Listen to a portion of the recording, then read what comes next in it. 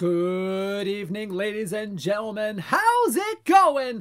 DishNet34 here, welcoming you to tonight's episode of This Week in Perfect Team, episode number 186. Folks, what a day it has been. Oh my goodness.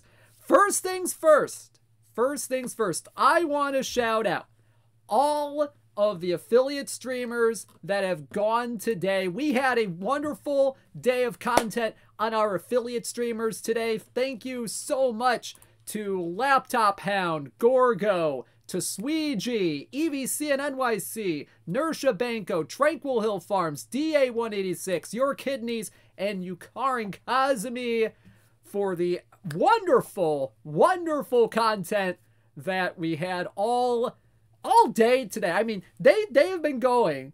They went since 11 a.m. this morning. Like, very, very well done. Very well planned. Laptop Hound was the big guy behind this. He did a fantastic job getting it all sorted out today. I enjoyed every single one of those streams today. I was watching in the background a little bit while I was working on stuff today. So, guys, y'all did a great job. Oh, man. Oh, man. Whew, boy. But you know what? I've been called the closer all day today. And you know what? We are going to absolutely close it out with a banger of a content set tonight. This is the Immortals set. And oh boy, we have some fun cards for y'all today. No, I'm not gonna be like Eckersley. No, I'm gonna be more like Mariano Rivera a little bit. Yeah, I guess you can call me Content Claus, I guess. If this is the closer, what does that make my post-Twip stream? The post-game analysis on the regional sports network, maybe? That's still valuable. Right? Anyway.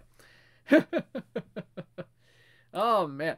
But, man, we have some wonderful content for y'all tonight. And also, we will have what y'all have been waiting for tonight. All right? Because I know y'all have been asking. Y'all have been asking about this for a while. Yes, we are going to have end of season missions tonight. They will be released alongside these cards tonight. Now, these cards tonight are not going to be, you know, part of these, obviously. So, there you go. Yep, the end of season award missions. Like y'all have been clamoring for these last few weeks. I know it's about time. It is about time, but man, oh man. So stay tuned for those after the stream. Oh man. So let's go ahead and get started tonight. But before we do, once again, want to wish y'all a happy holidays, Merry Christmas, Happy Hanukkah, Happy Kwanzaa, whatever holiday you celebrate this time of year. I hope it is great. I hope you have a safe time, safe travels if you're going anywhere. I know my friends in the Midwest, we are getting a blizzard tonight, so oh my goodness, we gonna have a lot of white snow on the ground. Oh, by tomorrow morning. Oh, gracious. Festivus, too, you know. There's a lot of people that celebrate Festivus as well. So that's... Oh, man. Yeah, it's going to feel like negative temps in the morning. Like, straight up. Like, low of 4 in my area, a high of 7. It is going to be cold as heck. Cold as heck. Oh, my God. And I am not a fan of the cold. I'm probably just going to have my room heater running for the majority of the day. Oh, yeah, with 50-mile-an-hour wind gusts. Yeah. Oh, yeah. But Anyway, let's go ahead and get to the main event today. Let's get started with a Perfect League standings update.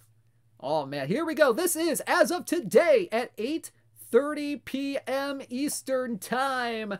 Let's go through this here. So we start in the American Conference East Division. We have the Family Madrigal in first place right now with a record of 57-44, one game up on the Florence Baycats for first place in that division. Just a very good start for them, for the Family Madrigal right now. Third best record in the Perfect League in the conference right now. In the AC Central Division, we have the Mississauga Leaf Tours in a bit of a close race there with the Puyallup Vikings with a record of 54-44. Just one game up on the Vikings right now. We're at 54-46. McNoosh Brigade, though, right behind at 4 games back, 51-49. In the American Conference West Division, we have the Bellingham Bells with a 4.5 game lead over the Cleveland Flying G's. Bells have a record of 54-44 right now. Cleveland Flying G's at 51-50. And over in the AC Seaver Division, look at the top 3 in this division. Oh my goodness. The Taito Albas in first place at 66-34. Second best record in all of Perfect League right now. Up by 6.5 games on the 59-40 Merseyside Insufferables. That record would lead almost every other division in Perfect League right now. Holy cow. Yeah, Green Cane, you are right. This AC Seaver division is freaking stacked. Oh, goodness. And then you have the Dallas Skyline Sluggers who are in third place right now, 8 games back with a record of 58-42. The Sluggers would do the same thing as the Insufferables did. This is an absolutely insane division. Whoever, man, there's going to be like 3 playoff teams coming out of that division. Like straight up. Straight up. Oh, man. So that's a look at the American Conference. Let's take a look at the National Conference. And we have in first place in the NC East, the #1 team by record in Perfect League right now, the Ottawa Hammerheads, with a record of 67-34. 14 games up on the Denver Highlanders right now, who are at 53-48. Just an insane lead for the Hammerheads right now. In the NC Central, you have the Philadelphia CrossFoxes at 57-43, 2 games up on the Brooklyn Cyclones, and 2.5 games up on the Crozet Storm Kings, who are at 54-45. Over in the NC West Division, oh man, all these teams on losing streaks right now. Oh my goodness. But the Yukon Silvers and Everett Aquasox currently tied for first place with a record of 57-42 and 58-43 respectively. Yeah, Aquasox being good does not surprise me as well. They have been a very consistently good team this entire cycle.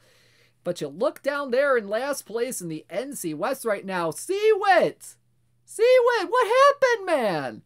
41-61? Ay. Sounds like the Mashers might be heading back to Diamond League here pretty soon. Yikes. Finally, in the NC Young Division, we have the Providence Friars in first place with a record of 56-45. Then you have the Idaho Sagehens in second place right now, 48-56, and a half games back of that division. So a lot of very interesting races going on. Very close races in the NC West, the NC Central, the AC Central, and the AC East. Should be fun to see who is going to come out of these divisions. And don't forget, you know what? Even though it may be December 25th and it may be Christmas, and I may be celebrating Christmas myself, as of right now, we are still planning on doing a Perfect League World Series stream Sunday night whenever the World Series gets started. That is the plan right now. It could change. Stay tuned. All righty. Yeah, all good things must end, and 10 perfect league weeks in a row and a trophy is nice. Fair enough, Seawit. Fair enough. All right. Hey, guys, real quick, before we get to the cards tonight, did you know that we have a sale right now of Out of the Park Baseball 23? You can get Out of the Park Baseball 23 during our winter sale for 75% off, just $9.99. You can get it for yourself. You can give it as a gift this holiday season. However way you slice it, this is probably one of the best deals of the year right now. And for you Perfect Team lovers, there is a Perfect Points sale going on right now. You can get Perfect Points. Oh, goodness. How many percent off? How many percent off? Up to 30% off on Perfect Points, as well as buying some Diamond Packs and Perfect Packs. Gotta love those Diamond and Perfect Packs sometimes. You know what I mean? You know what I mean? All right, so fun stuff going on there. If you haven't taken advantage of that sale yet, you can do so up until January 5th. Both of those sales going on till January 5th and into 2023. Cool stuff right there. I might buy a Perfect Pack for Call Your Shot. Maybe. We'll see. We'll see tomorrow. Alrighty, so let's go ahead and get to the content tonight. Ladies and gentlemen, we have some new packable cards of some of the best players in baseball history and some Perfect Team favorites. This is our Immortals set. And we have some fun cards for you tonight. Finally, Tebow? Nah, nope. Exclamation point Tebow in the chat. Come on now. Never, ever, ever, ever, ever, ever, ever, ever, ever, ever, ever, ever, ever, ever, ever gonna happen.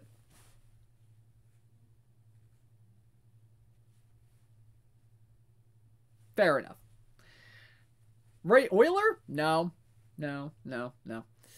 Anyway, first card of the evening. You know, this guy, you know, he had, you know, we're gonna go way back in the day for our first one.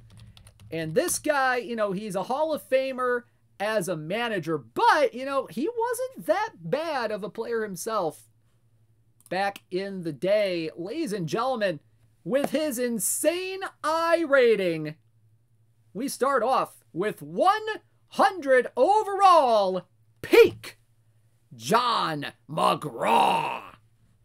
John McGraw played for the Baltimore Orioles and the New York Giants in his illustrious career from 1891 to 1907. Comes in with 99 BABIP, 27 power, 100 of OEK, 105 contact, 77 gap power, and a whopping 122 I.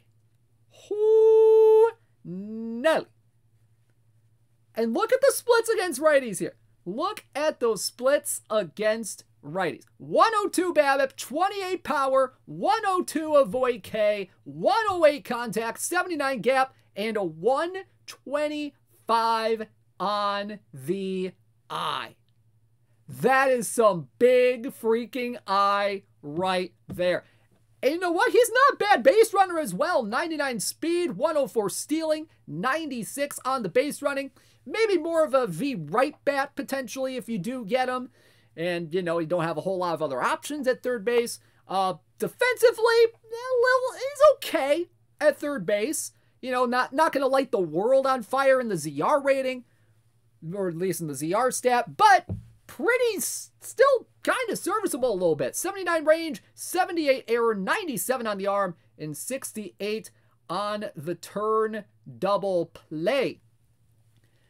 But yep, John McGraw in his career hit 334, 466, 410 on his career slash line. 462 RBI in his career, 436 stolen bases. This guy, you know, he had seasons like 1899, for example, 547 on base percentage with 124 walks.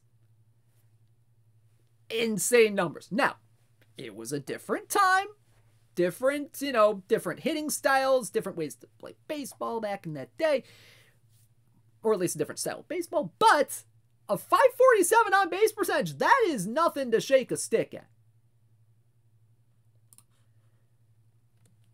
He led the National League in on-base percentage 3 times, won 3 National League pennants with the Baltimore Orioles, and we're not even talking about his record as a manager.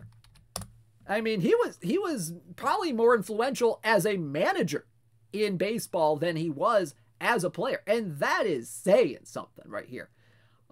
Basically, he won 10 pennants as a manager, matched only by Casey Stengel, won 3 World Series, 2,763 wins as a manager. This guy was pretty doggone good. And you know what? 100 overall, John McGraw in Perfect Team 23. All right, next up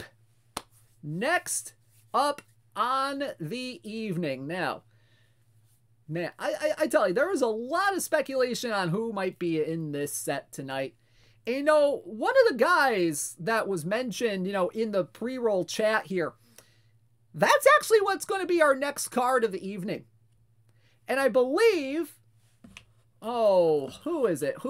I believe One Team Dark Chaos Gaming is going to be very happy with this next card because we have 100 overall left fielder Ed Delhanty from the Philadelphia Phillies.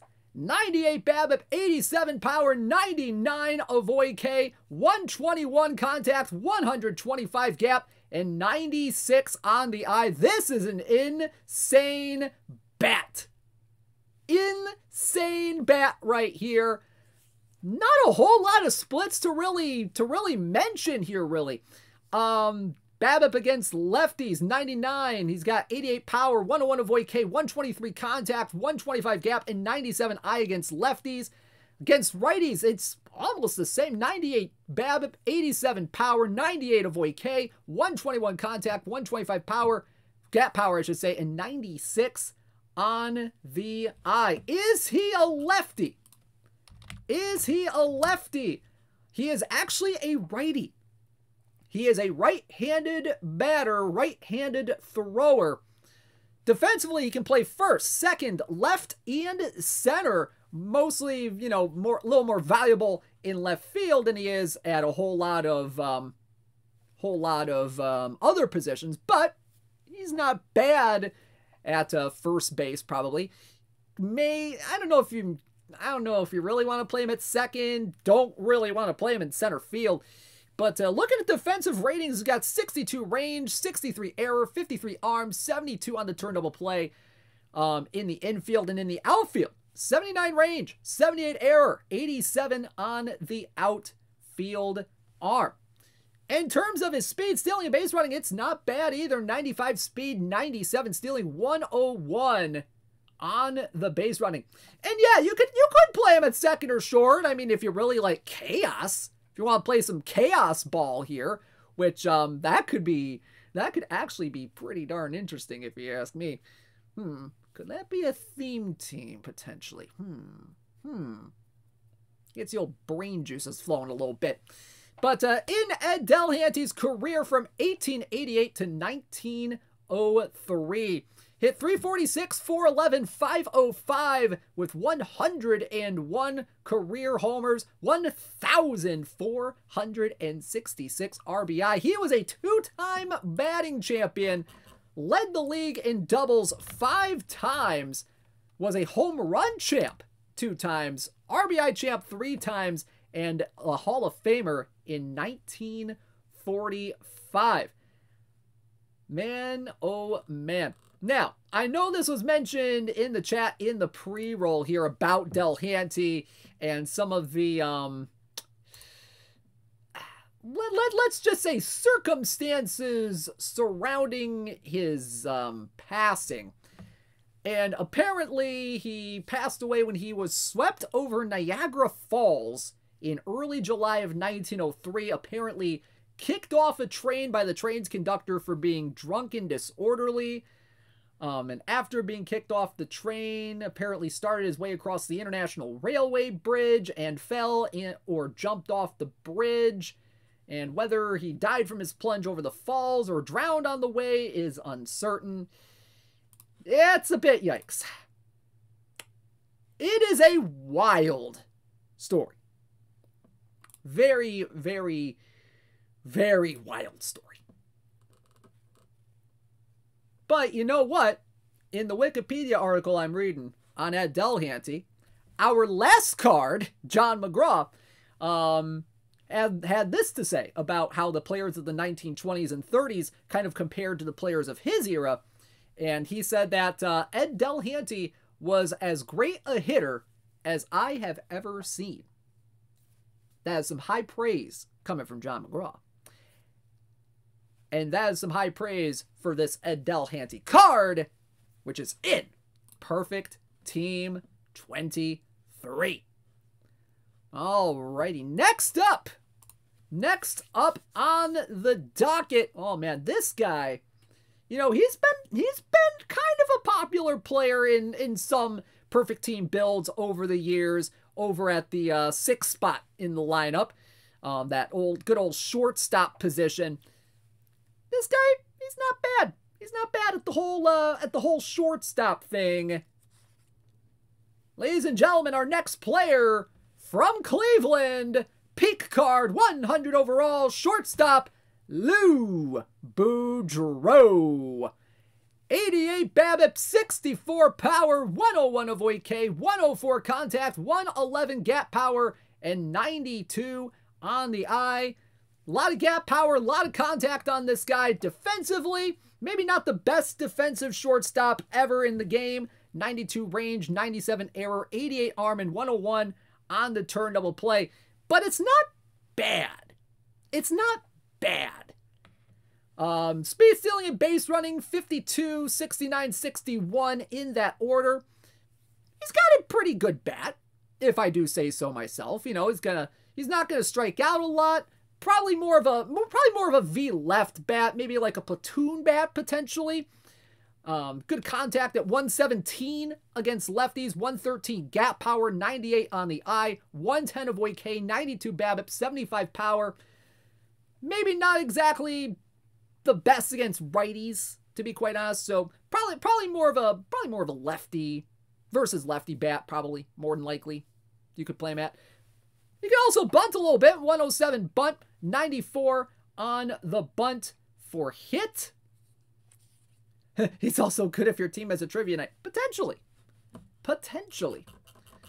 Lou Boudreau in his career from 1906 to 1930 hit 333, 424, 429 with 1,299 RBI and 741 career stolen bases. He was the 1948 American League MVP.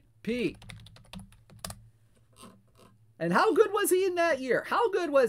Well, 1948, guy hit 355 with 18 homers.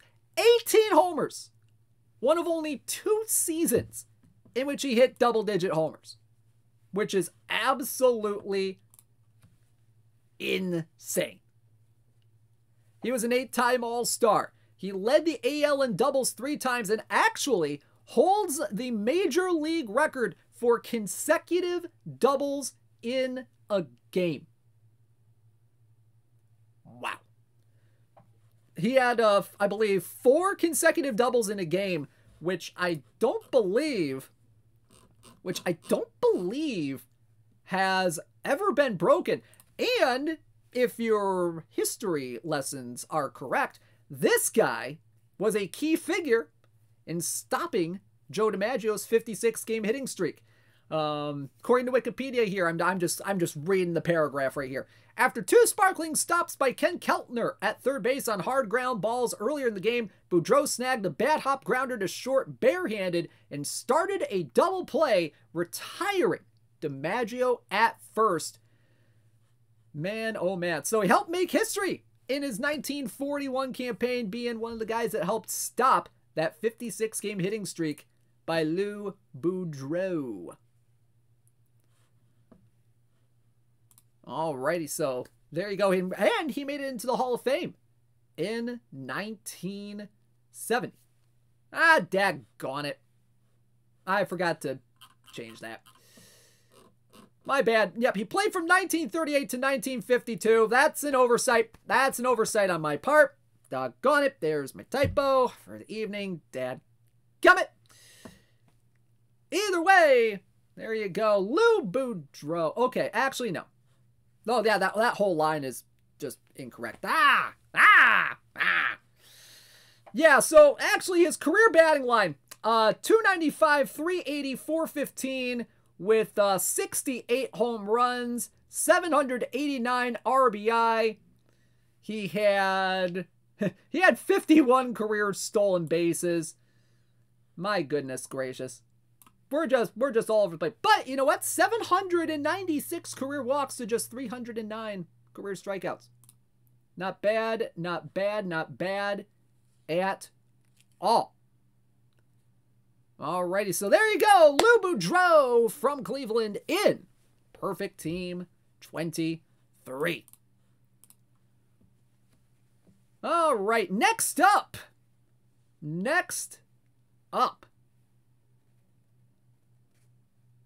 We have, oh man, our next player on the day. Yeah, the stat line kind of gives it away a little bit, but it is a second baseman that played from 1906 to 1930. Ladies and gentlemen, we have 100 overall, Eddie Collins from the Philadelphia Athletics. 100 BABIP, 38 power, 102 avoid K, 108 contact, 111 gap power, and 111 on the eye. Look at all that blue. I'm blue.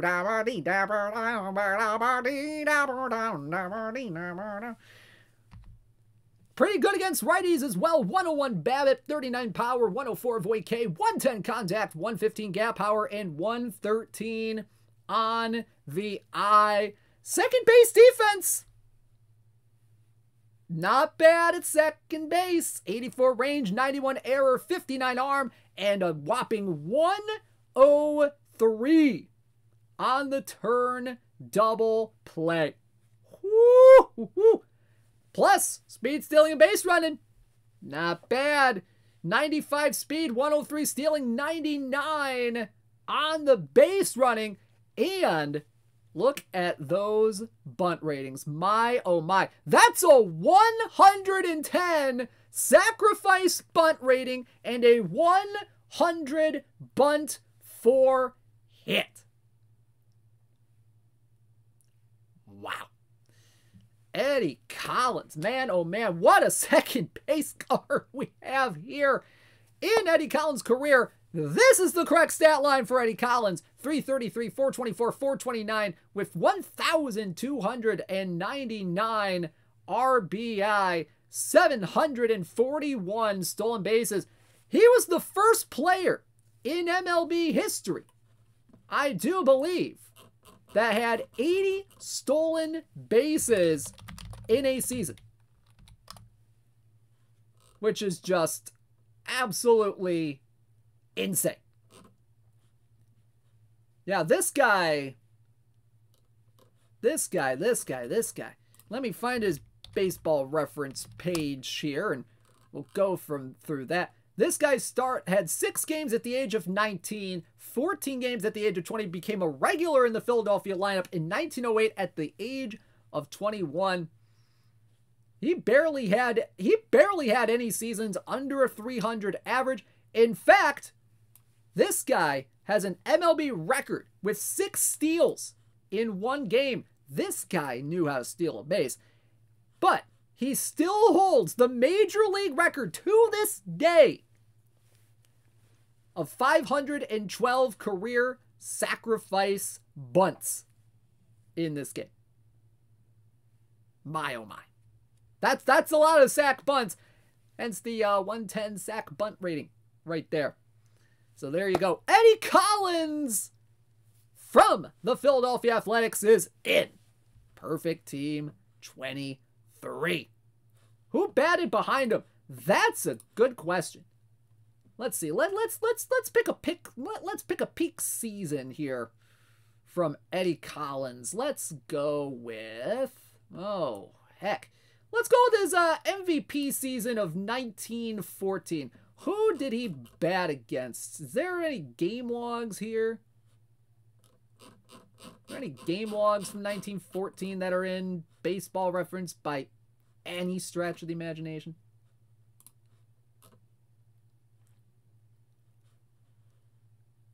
You know what? There might be. There might be. And let's pick something in like the middle of the season. Let's go with this like May 16th game. So Eddie Collins. Okay, so Eddie Collins, let's take this random game on May 16th, 1914. Eddie Collins batted third in the lineup behind Rube Oldring and a third baseman named Home Run Baker. Eddie Collins went 3 for 3 in that game with a walk, obviously. Don't know if he stole a base in that one, but Home Run Baker hit a home run in that game. Fitting. So there you go. Eddie Collins in. Perfect team 23. All right, next up on the docket. Hey, you know what? Let's go to the pitching mound of some of those Philadelphia Athletics teams of those early 1900s for our next player. 100 overall right-handed starter Charles Bender from the Philadelphia Athletics. 108 stuff, 110 movement, and 96 control. Fastball, curveball, screwball, changeup combo. Look at that curveball right there. A 106 rating on that curveball.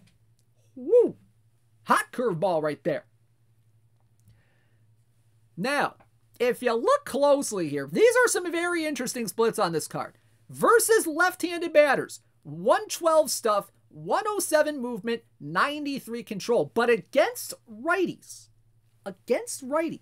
105 stuff, 112 movement, 99 control. So these are kind of some very funky stats. You're going to have a little bit more stuff against lefties with this guy, but you're going to have a little bit more movement and control against righties. So I guess he has a little bit of a splits, if we want to call it like that. 110 stamina and 33 on the hold. Runners, not exactly the best at holding runners at all, but this guy, pretty hot card right there. In Charles Bender's career from 1903 to 1917 with a cameo appearance in 1925, he went 212 and 127 with a 2.46 ERA. That comes out to a 112 ERA plus. 112 ERA plus for Mr. Bender. This guy, he led the American League in win percentage 3 times in his career. In 1910, 1911, and 1914, career .625 win percentage. In 1913, he actually led the team in saves with 13, and actually led Major League Baseball in saves with 13. Now, the save wasn't technically a statistic at that time, but it's pretty good stuff. 24 games finished as well in that 1913 season, in which that was his only season in which he received MVP votes. He had 4 seasons with an ERA under 2, 3 of them in a row. That was 1908 with a 1.75 ERA in 18 games. 1909 with a 1.66 ERA in 34 games. And 1910 with a 1.58 ERA in 30 games. This guy was probably one of the better pitchers, if not one of the best pitchers of his era. He also had a couple 20-win seasons, 3 World Series championships as well. He also, in 1911, tied a record by pitching 3 complete games in a single World Series. So pretty cool stuff right here. Charles Bender from the Philadelphia Athletics in Perfect Team 23. And if it feels like we're going slower tonight, I kind of want y'all to get your drops tonight. You know what I mean? You know what I mean? Because, we've had a whole day of our affiliates going today and getting your drops. I kind of want y'all to try to get a lot of your drops today. So if we go a little bit slower, that's why we're doing it. Alrighty, next up on the docket. We've been stuck in like the early half of the 20th century for way too long right now. So let's go ahead and go into the modern half of the 20th century here. Let's go to the modern half of the 20th century. In fact, probably the last decade of the 1900s for our next card of the evening. And I probably don't know what you're going to say about this one. But this card right here, oh man, if you like power, if you like if you like avoiding strikeouts, oh man, this guy can really, really hurt an opposing pitching staff. In fact, he can do so big time, because this is the Big Hurt, Frank Thomas. From the Chicago White Sox, peak card, 100 overall, 79 BABIP, 135 power, 102 avoid K, 123 contact, 106 gap power, and 120 on the eye. Look at that V left. Holy cow. That V left right there. 83 BABIP, 146 power, 108 avoid K, 125 contact, 112 gap power, 112 on the eye. Woo! Woo! Woo! And he's pretty serviceable against righties too, y'all. 77 BABIP, 131 power, 100 avoid K, 120 contact, 104 gap, and 120 on the eye. That is some big blue numbers right there. Speed, stealing, and base running, not exactly there. 13 speed, 89 stealing, and 51 on the base running. Defensively, you really don't want to play him at first base if you can help it. 26 range, 36 error, 23 arm, and 39 on the turn double play. Frank Thomas, man, this guy, even his Wikipedia entry says designated hitter, because this is what this card is. This is what this card. This is a DH card. Let's be completely honest with ourselves. To the brave souls who would play this card at first base, good luck. We're all counting on you. Oh, man. So he played for 3 American League teams from 1990 to 2008, all but the last 3 years with the Chicago White Sox.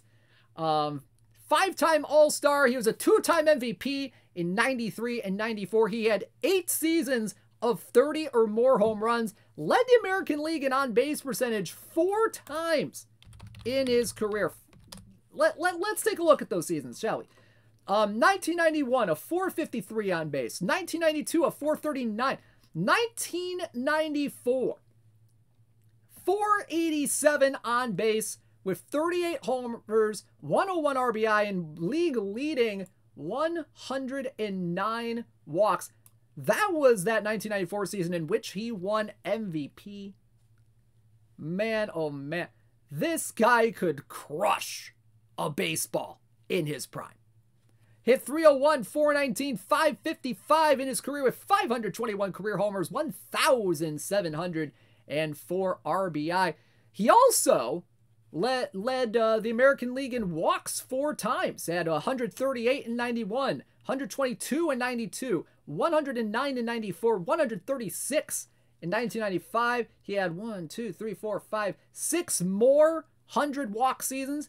But he did strike out a little bit here and there. 1, 2, 3, 4, 5, 6. Wait, hang on. 1, 2, 3.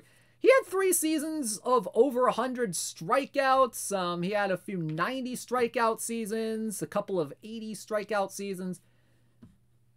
But there you go. There you go. 100 overall, Frank Thomas, Hall of Famer in 2014 is it. Perfect Team 23. All right. Hey, you know what? You know what? Chicago's a pretty cool place. I know not a lot of people have said that not a lot of people say that, but Chicago, cool place. I've been there a few times. It's pretty nice. So let's go to the south side of Chicago. Or at least north side. North side. North side's where the Cubs are. I know Chicago. Let's go to the Cubs for our next card. And you know what? We talked a little bit about how, I was the closer for the whole streaming day with the affiliates and all that. Well, this guy was a pretty doggone good closer for the Chicago Cubs. Ladies and gentlemen, we have 100 overall, Bruce Sutter from the Chicago Cubs. 140 stuff, 107 movement, 106 control. A little bit better against righties, 144 stuff, 109 movement, 107 on the control. Fastball, slider, and splitter combo on this one. Look at that splitter right there. A 109 rated splitter. Ooh. This guy, this guy, his splitter, this guy's splitter made him a lot of money in his career. Not gonna lie here.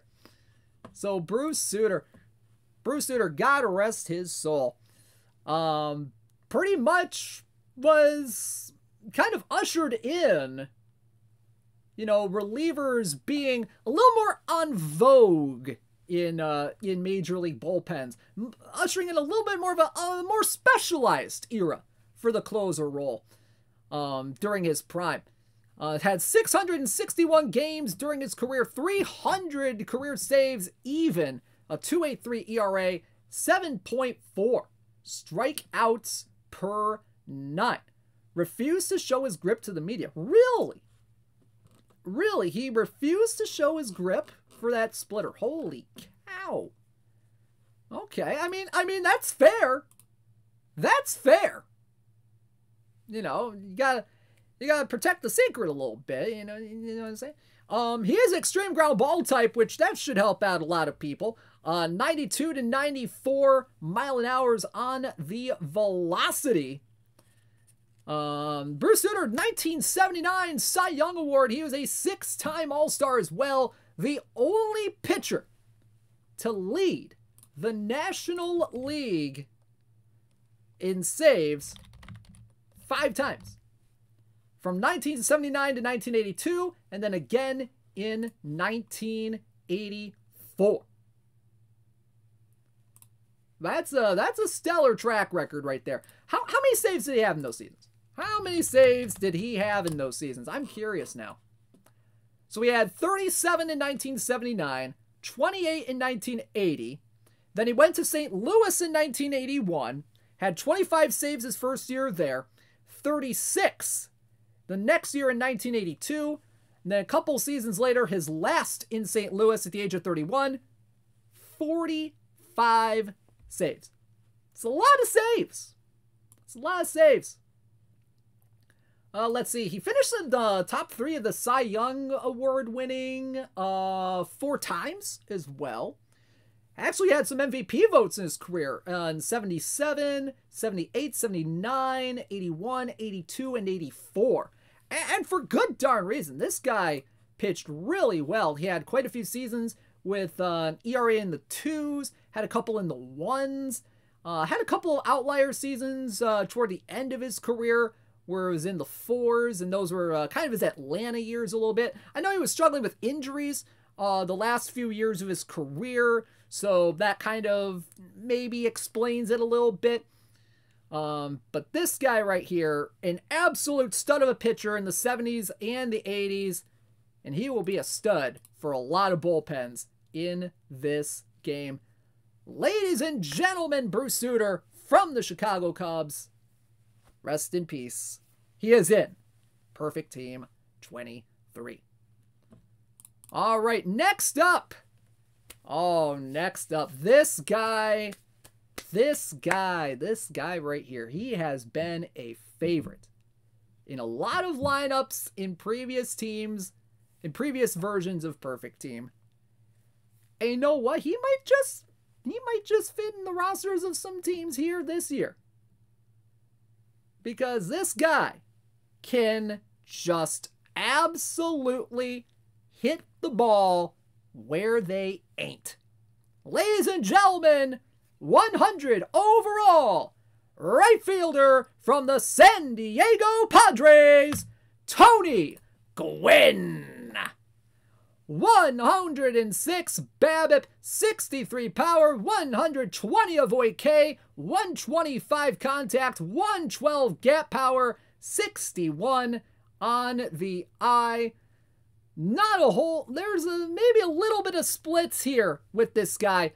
106 BABIP, 61 power, 120 avoid K, 125 contact, 116 gap power, and 63 on the eye. Ah, the top line's off again. Dadgummit. I'll get the stats. This is what happens when I have deadlines for work. You gotta love it. This guy, 338, 388, 459 career slash line with 135 homers, 1,138 RBI, 3,141 career hits. Hitting the ball was pretty much how this guy earned a living. He can play right field pretty well. He's serviceable in center field if you really want to use him there. A 110 rating in right field, 94 rating in center field, 91 range, 90 error, and 90 on the outfield arm. Speed, stealing, and base running, not bad. 91 speed, 97 stealing, 94 base running as well. He had a couple good stolen base seasons in his career. 56 of them in 1987. 40 of them in 1989. 37 in 86. But after 89, he really didn't steal a whole lot of bases, to be honest. From 1990 to the rest of his career, he only stole 98. So pretty much his speed was behind him by that point. But he kind of traded that in for a little bit more power. He actually had a few seasons of double-digit homers late in his career in like the mid-90s. Mid to late 90s, he had 17 in 97, had 16 of them in 98, 12 homers in 94, 10 of them in 1999. He actually had 14 back in 1986 as well. But this guy right here just absolutely could tear the cover off the ball. 15-time All-Star, 7-time Silver Slugger, 5-time Gold Glover. He was an 8-time batting champ, hitting .394 in 1994. A lot of people, you know, this was kind of one of those what-if kind of things for that 94 season, that shortened season. Would Tony Gwynn have hit 400 if the season had continued? That has been a thought experiment that has lasted to this very day. And like Jacket says in the chat, this is one of those guys who could have hit 30 dingers if he had wanted to. That is absolutely crazy. This guy, in his career, he only struck out 434 times in his career.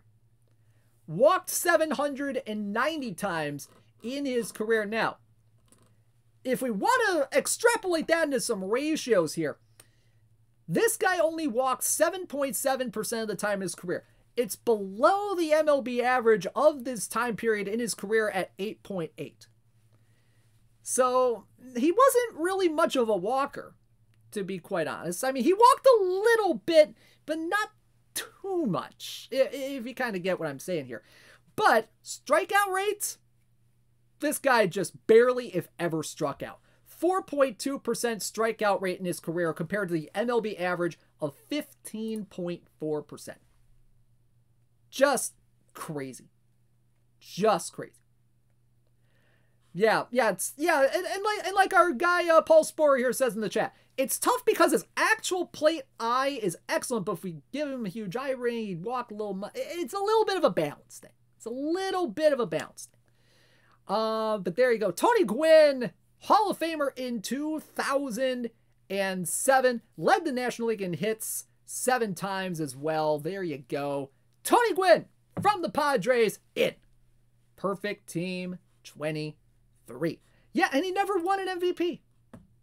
Never won an MVP. And that was the shocking thing, really. I mean, he finished in the top 10 in MVP. What? How many times? 1, 2, 3, 4, 5, 6, 7. He finished in the top 10 in MVP 7 times in his career. Only got as high as 3rd, and that was with his 1984 season where he hit 351. Just crazy. Just crazy. So there you go. Tony Gwynn from the Padres. All right, next up, you know what? Tony Gwynn may not strike out too often, but this next guy, this guy's job was to strike out people. And boy howdy, did this guy strike out a ton of people in his career. I mean, we're talking like just absolutely insane strikeout rates in his career. Ladies and gentlemen, 100 overall from the Arizona Diamondbacks left-handed starter, Randy Johnson. 154 stuff, 109 movement, and 99 on the control. Look at that stuff. Look at that stuff. 164 stuff against lefties. 116 movement against lefties and 100 control against lefties as well. This guy can also dominate righties as well. 150 stuff, 106 movement, 98 on the control. This guy is going to be absolutely crazy. Look at the pitches. Look at the pitches. Oh my God. 107 rating on the fastball, 103 rating on the slider, 102 rating on the curveball, changeup, sinker, and splitter on this guy as well.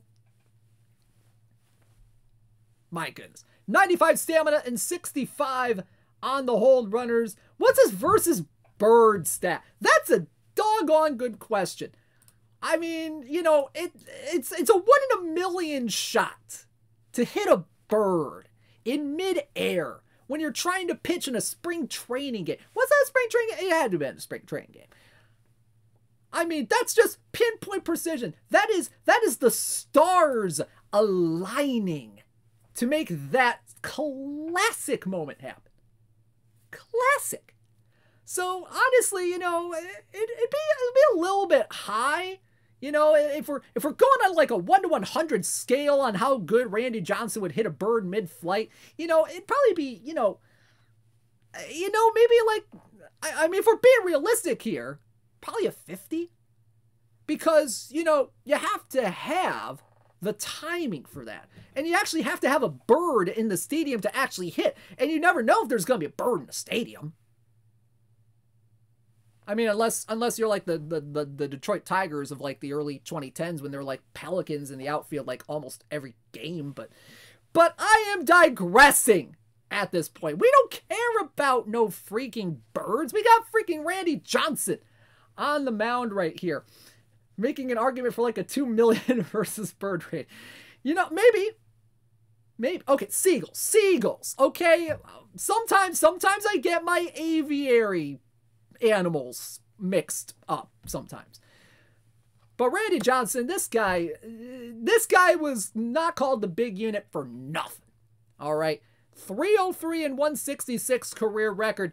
I think this is the last pitcher to get to 300 wins. I'm not 100% sure if there's been a guy that has reached 300 wins since Randy Johnson did it with the Giants in 2009. I'm pretty sure there hasn't been a 300-game winner since. I might be 100% wrong on this. Someone correct me on that. 3.29 career ERA, 10.6 strikeouts per 9. Glavine? Hang on. Let's check this. No. Glavine did it in 2008. Either 2007, 2008.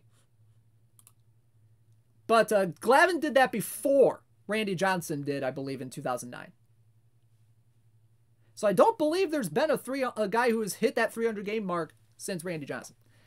Randy Johnson, 5-time Cy Young Award winner. And 4 of those, I do believe.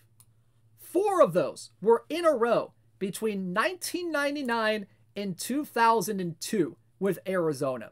And in that time period, in his 4 Cy Young seasons from 99 to 02, 81 wins, only 27 losses, a 2.48 ERA, 12.4 strikeouts per 9 to just 2.5 walks per 9 innings, and a 2.53 FIP. That is damn good. He won the ERA title 4 times. He is a 10-time All-Star. Let's see. Those ERA titles were in 95, 99, 01, and 02. Actually led MLB in 01 with a 2.49. Led MLB in strikeouts 8 times in his career. And he got 10 or more strikeouts per 9 14 times in his career, including a stretch from 91 all the way to 2002. And just missed by 0.1 in 2003. This guy could strike out a lot of fools, and he will be striking out a lot of fools when he's in Perfect Team 23. My, oh my. Man, oh man, oh man. Probably arguably the best free agent contract ever. You could make a case for that. Could definitely make a case for that. Alrighty, next up, we got just 3 more cards left for you on the evening. And ladies and gentlemen, our next card is significant to me for a lot of reasons. Number one, and I think the one that that most people might remember, is that, you know, I rip packs on my streams, on almost all of my streams. And there's been rare occasions where I have, you know, gotten a card out of packs that has resulted in me going absolutely insane. This card last year elicited probably my biggest reaction ever. It was just absolutely insane. I don't have the clip right now. I did not have time for this. But just imagine me jumping all around my home office. And that was the reaction for this next card. But maybe if I pull this card again, I might do the same reaction again. Maybe not, but we'll see. But this next guy, ladies and gentlemen, 100 overall from the Detroit Tigers, center fielder, Ty Cobb. 115 BABIP, 67 power, 117 avoid K, 125 contact, 111 gap power, 92 on the eye.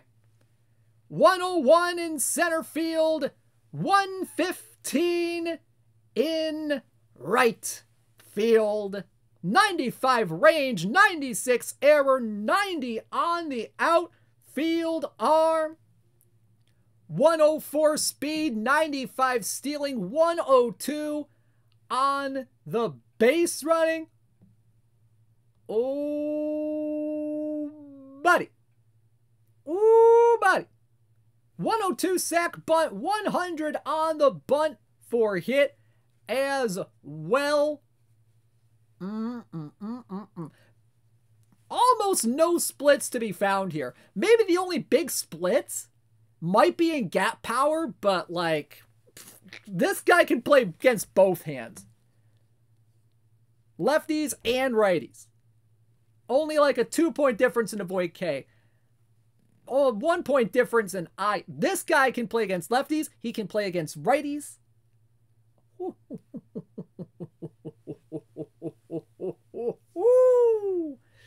366, 433, 512 career batting line from 1905 to 1928. 1,944 career RBI, 897 career stolen bases for Tyrus Raymond Cobb. My, oh my. Still is the all-time batting average leader with that career average of 366. He is a 12-time batting champ. Actually had 1, 2, 3, 4, 5, 6, 7, 8, 9 batting titles in a row between 1907 and 1915. He had plenty of seasons where he led in stolen bases. Had 1, 2, 3, 4, 5, 6 seasons where he led in stolen bases. He had 96 of them in 1915, 83 of them in 1911. RBI, he led in that 4 times. 4,189 career hits as well. Whoo, buddy.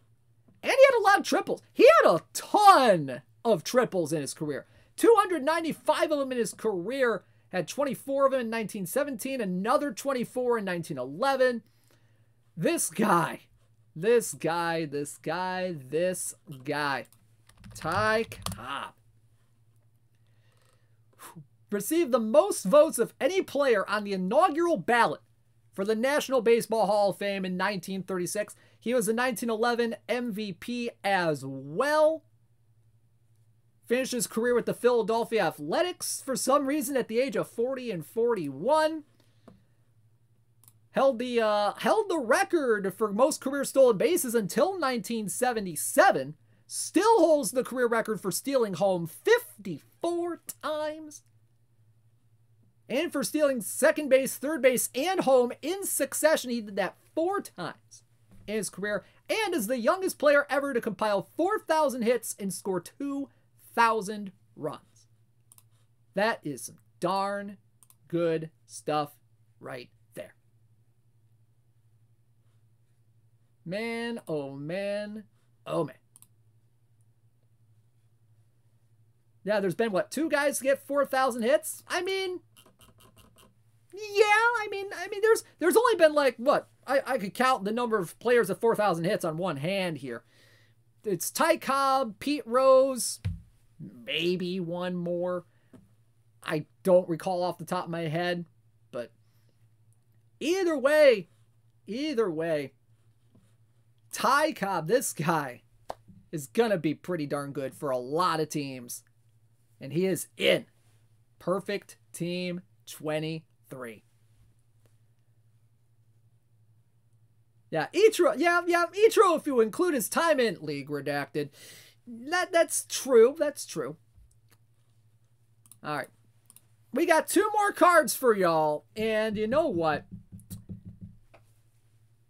You know what, Ty Cobb, if we did not have these 2 cards that I really wanted to show off, this guy probably would have been the last card of the evening, but I figured, you know what, you guys have been waiting for these last 2 cards for so long. I think it's finally time. I think it's finally time we release them to the world. Our first one of these final 2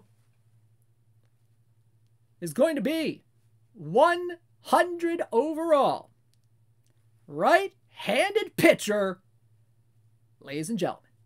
From the Negro League collection, it is Satchel Paige. 162 stuff, 114 movement, 95 control. Fastball, slider, curveball, screwball, forkball, changeup. And he's got some pretty interesting splits on this guy right here. 163 stuff, 112 movement, 94 control against lefties. Versus righties, it's 161, 116, and 96. 105 stamina, 27 on the hold runners as well. That curveball rating at 118, fastball rating at 103. Man, I could just go forever and talk about how good Satchel Paige is. How good he was in his career. He was so good, he would sometimes have his infielder sit down and then strike out the side. He was that much of a boss on the mound. My, oh my. And he had a little bit of time in the major leagues as well. At the age of 42 in 1948, he made his debut for Cleveland, and to this day makes him the oldest debutant in the National League or American League history, and became the first black pitcher in the American League and the 7th black player to play in Major League Baseball. He was an 8-time All-Star, led in strikeouts per 9 8 times between his time in the Negro Leagues and Major League Baseball. Went into the Hall of Fame in 1971. In his career in Baseball Reference. Now, this doesn't count the barnstorming games. This doesn't count the exhibitions against amateur teams that a lot of Negro League players and teams usually had. This is coming from Baseball Reference here. Career 121 and 81 record, a 2.7 ERA, 7.7 strikeouts per 9, 2.4 walks per 9. Whoo boy. Whoo boy. Yeah, and he also pitched for the Kansas City Athletics in 1 game for 3 innings at the age of 58. Yeah. At the age of 58. He even got a strikeout in that one. Didn't walk anybody. That's how doggone good he was. He actually had a pretty good he had quite a few good seasons in the American League. Went 6-1 in 21 games for the 1948 Cleveland team. Went 12-10 in 46 games for the St. Louis Browns at the age of 45. Finished 35 games for the Browns as well that year. But in his Negro League career, had 4 seasons of official double-digit wins. In 1 season in 1944, had an ERA of 1.01. Another season had ERA of 1.29. Had a few seasons with ERAs under 3. This guy just absolutely wrecked players in either league he would have been in. And you know what? This is a card fitting of what Satchel Paige did in his career. Ladies and gentlemen, Satchel Paige from the Negro League collection in Perfect Team 23. All right, y'all. So now that we have Satchel Paige in here, you know what? Probably the best pitcher in Negro League history. We probably are like legally, I don't know if we're like legally obligated to do that, to do this, but it only makes sense. It only makes sense. There is only one player we can show off after Satchel Paige that you guys have been looking for so long. As Great Scott 66 says in the chat, make the battery complete. We will. 100 overall Negro League catcher, Josh Gibson. 92 BABIP, 143 power, 92 avoid K, 125 contact, 95 gap power, and 93 on the eye. Look at the splits against lefties. 94 BABIP, 152 power, 93 avoid K, 125 contact, 97 gap power, and 96 on the eye. This guy can also do pretty good against righties as well. 91 BABIP, 140 power, 91 avoid K, 125 contact, 94 gap, and 93 on the eye. This has to be the best hitting catcher in Perfect Team right now, in my humble opinion. Catcher, let's talk defense here. 98 rating at catcher. He can play first, he can play third, he can play left, he can play right. 87 catcher ability, 98 catcher arm. 55 range, 58 error, 65 arm, and 36 turn double play on the infield. And in the outfield, 65 range, 63 error, and 73 on the outfield arm. Tiny bit of speed stealing and base running here as well. 44 speed, 87 stealing, 86 on the base running. But man, you guys, if you get Josh Gibson, you are getting him and putting him in your lineup for the bat. Because that bat is insane. And you know what? Josh Gibson's hitting has been the stuff of legends. The stuff of legends. I mean, there's been a lot of talk about, this guy is said to have had 800 or more homers between all competitions in his career. He was dubbed the Black Babe Ruth in his career, and that is fitting. Very, very fitting for a guy like this. I believe there's a story he hit a ball out of Yankee Stadium as well when he played a game there. Oh man, Josh Gibson's prodigious power is the stuff of legends. And even in the official stats that we have from Baseball Reference, he hit 165 homers in gosh, how many games? How many games? Hang on. I need to check this. In 598 games, 165 career homers. That is a home run percentage of 6.6%, which is pretty darn good. Which is pretty darn good for that era, really. I mean, that is what? Like one in how many at-bats?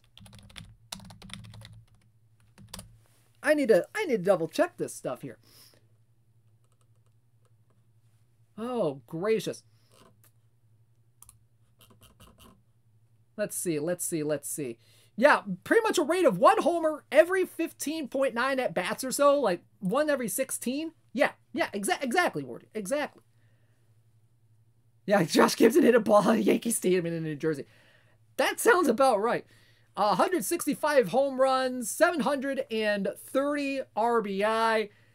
He had a he was even a good contact hitter as well. He hit 466 in 1943 in 69 games with the Homestead Grays, that legendary Negro League team. Hit 20 homers that year, 466, 560, 867 on the slash line that year. Oh my God. He actually had 2 other seasons where he hit over 400 as well. But man, this guy is going to be absolutely insane for a lot of lineups. Hall of Famer in 1971. Oh man. There you go. Josh Gibson from the Negro League collection is in Perfect Team 23. So ladies and gentlemen, there you go. Your Immortals set tonight. Perfect time for the holiday season. Just in time for the holiday season. Just in time for our winter sale. Bruce Sutter, Charles Bender, Ed Delhanty, Eddie Collins, Frank Thomas, John McGraw, Josh Gibson, Lou Boudreau, Randy Johnson, Satchel Paige, Tony Gwynn, and Ty Cobb gonna be in packs at the end of the night. Whew! What a night, y'all. What a night.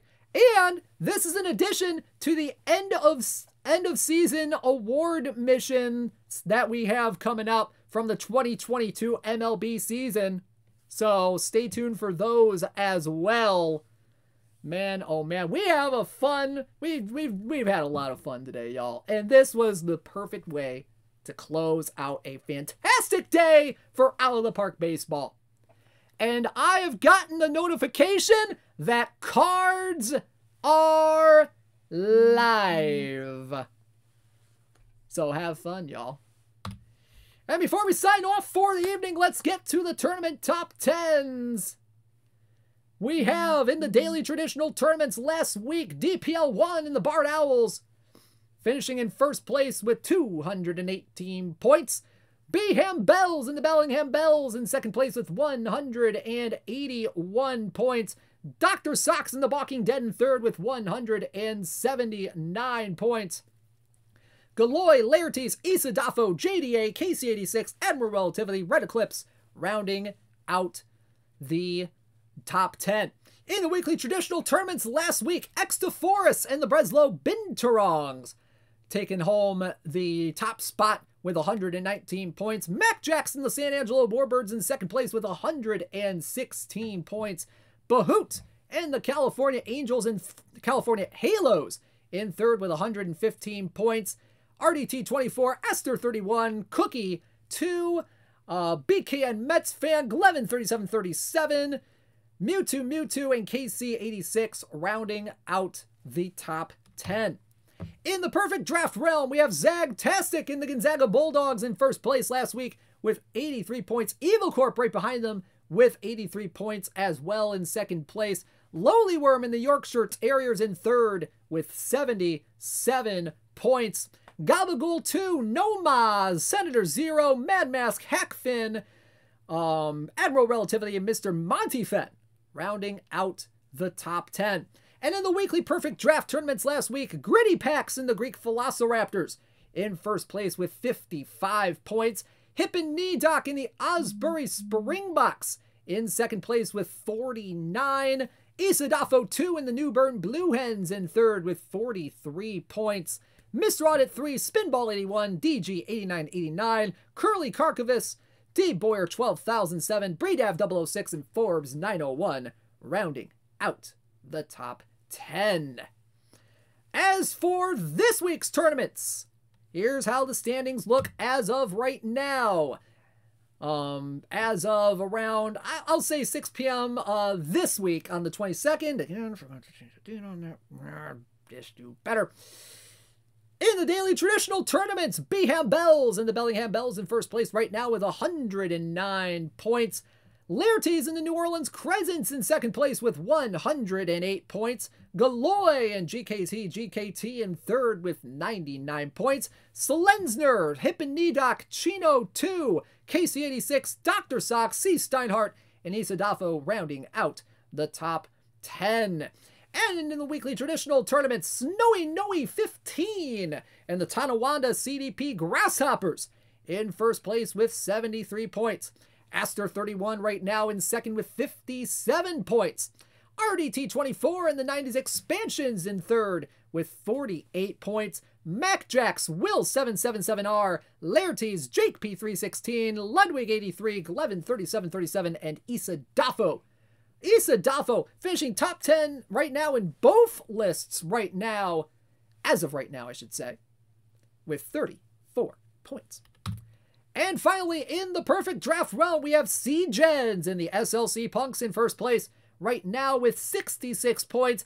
Exoforus and the Breslow Binturongs and Griffs 142 tied with 50 points in second and third. Teddy Grahams 2, 68 Pirate, Scannon 755, D Horner MB 23, J.A. Sussman, Jake 14, Gutsor rounding out the top 10. And finally, in the weekly perfect draft tournaments, it's Fabtron 7 right now with the Edmonton Whales in first place with 34 points. Twins fan and the Everett Aquasox in second right now with 34.